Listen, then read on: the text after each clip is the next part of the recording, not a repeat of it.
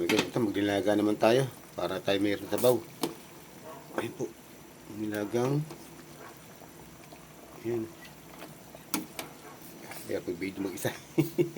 Pero po. Ayan.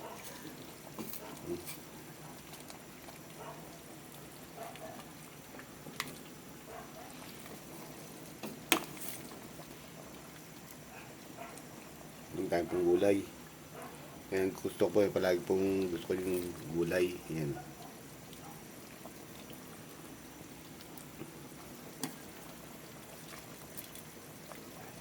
Ito. Mayroon pang siyang mais.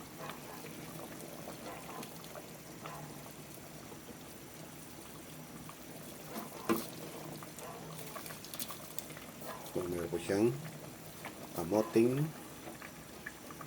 dilaw. Yan, sarap po kasi yung kamoting dilaw sa nilaga. Yan po. Kumukulay po siya yan po sa sabaw. Yan po yan.